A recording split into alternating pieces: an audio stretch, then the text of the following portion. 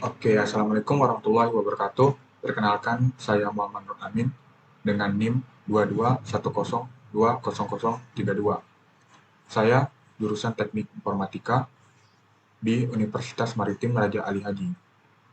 Di sini saya akan menjelaskan tentang Internet of Things, Artificial Intelligence, Big Data, dan Machine Learning. Oke, pertama kita akan menjelaskan tentang Internet of Things, yaitu inti dari materi ini. Internet of Things atau IoT adalah sebuah konsep di mana suatu objek yang memiliki kemampuan untuk mentransfer data melalui jaringan tanpa memerlukan interaksi manusia ke manusia dan manusia ke komputer. Oke, IoT ini merupakan sistem yang bisa dibilang sebagai sistem otomatis yang memudahkan kita, manusia, untuk melakukan pekerjaan karena saat ini manusia sangat sibuk. IoT ini sangat berguna untuk meminimalisir atau mengecilkan kemungkinan tentang apa yang kita buat atau apa yang tidak kita mau, karena di sini komputer yang bekerja secara otomatis. Oke, penerapan atau tata cara dari IoT ini adalah sensor akan mendeteksi dan mengumpulkan data atau informasi, kemudian sensor mengirimkan data ke cloud atau server. Cloud ini bisa dibilang sebagai big data dan akan dijelaskan selanjutnya. Cloud akan menyimpan dan memproses data menggunakan AI atau machine learning. AI juga akan kita jelaskan berikutnya.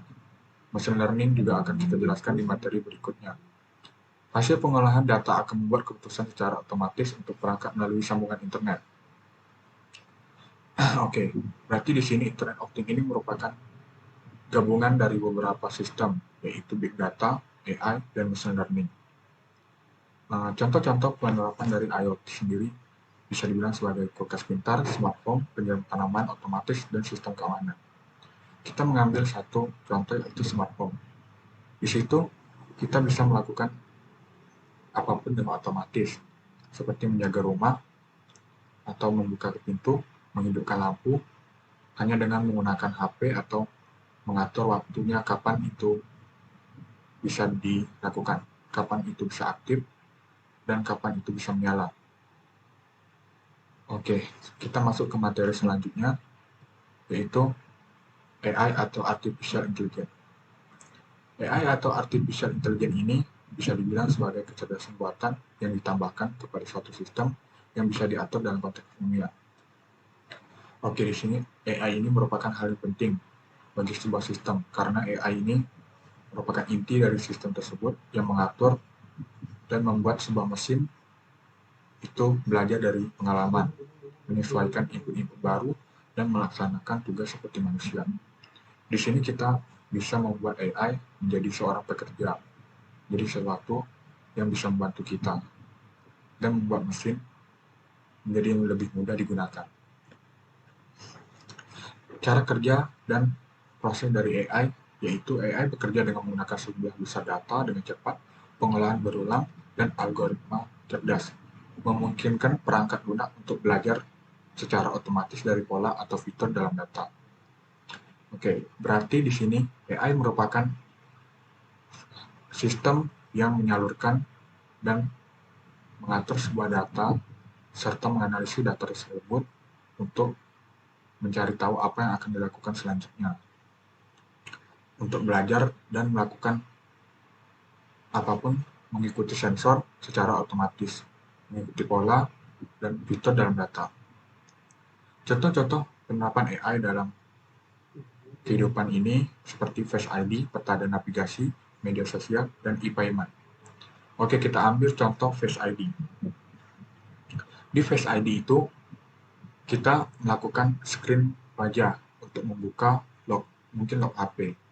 Di situ kita akan mengirimkan data ke AI, dan AI akan menganalisis data tersebut, apakah itu benar wajah kita, dan melakukan kesimpulan. Jika benar, maka lock screen HP akan terbuka, dan jika tidak, maka lock screen HP akan tetap terkunci.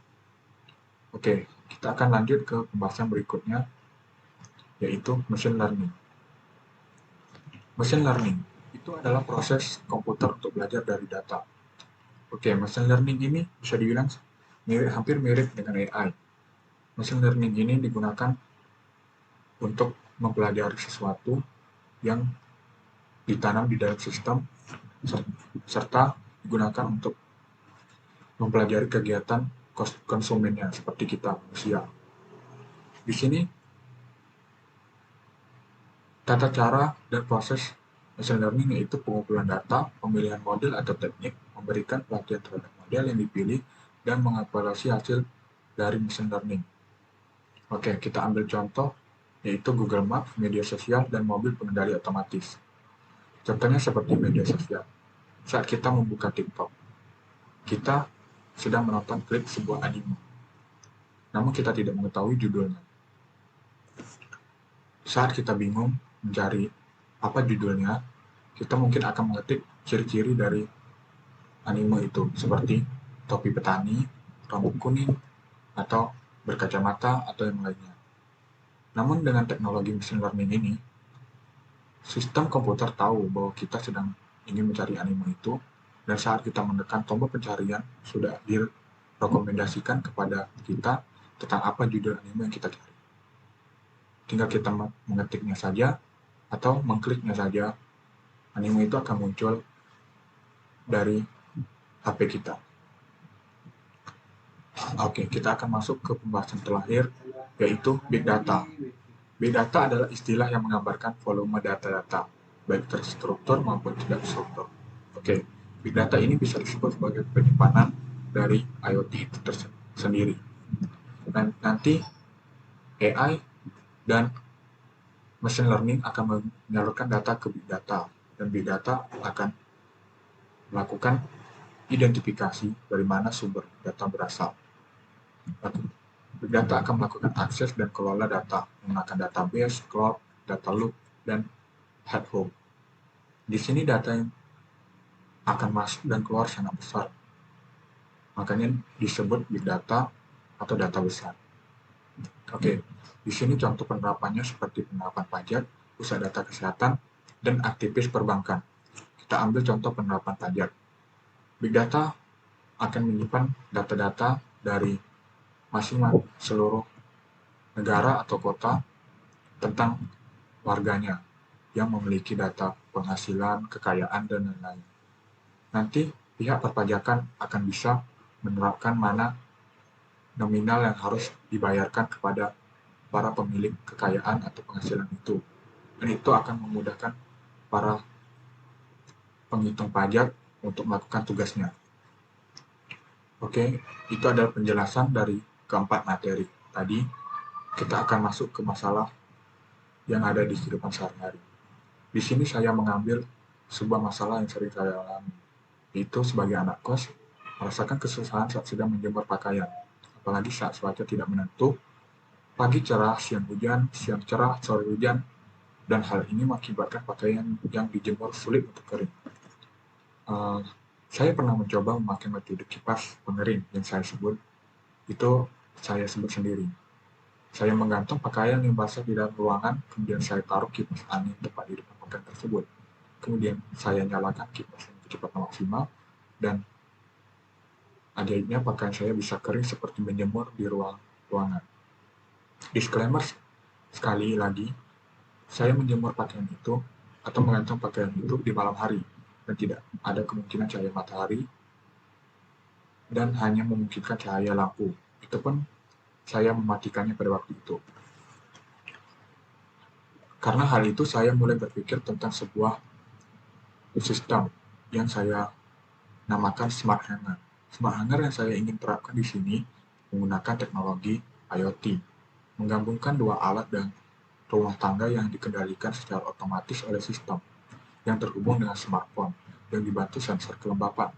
Untuk dari alat ini sangat sederhana, yaitu gantungan pakaian yang dibawahnya dipasangkan kipas, dan sekitar kipas ada sensor kelembapan yang digunakan untuk mengukur kelembapan pakaian yang digantungkan agar kipas bisa menyala otomatis dan menyesuaikan kecepatan sesuai kebutuhan.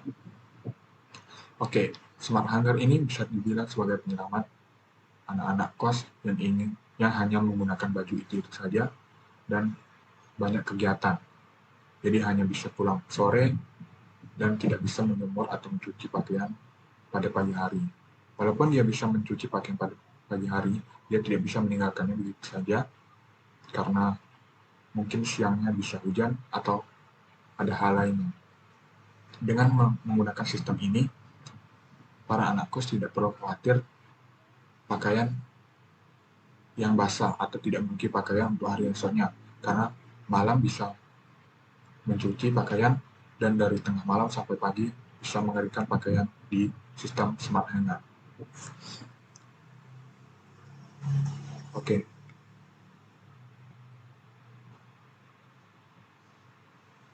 Terima kasih, itulah yang bisa saya sampaikan dengan materi tentang AI, IoT, Machine Learning, dan Big Data ini.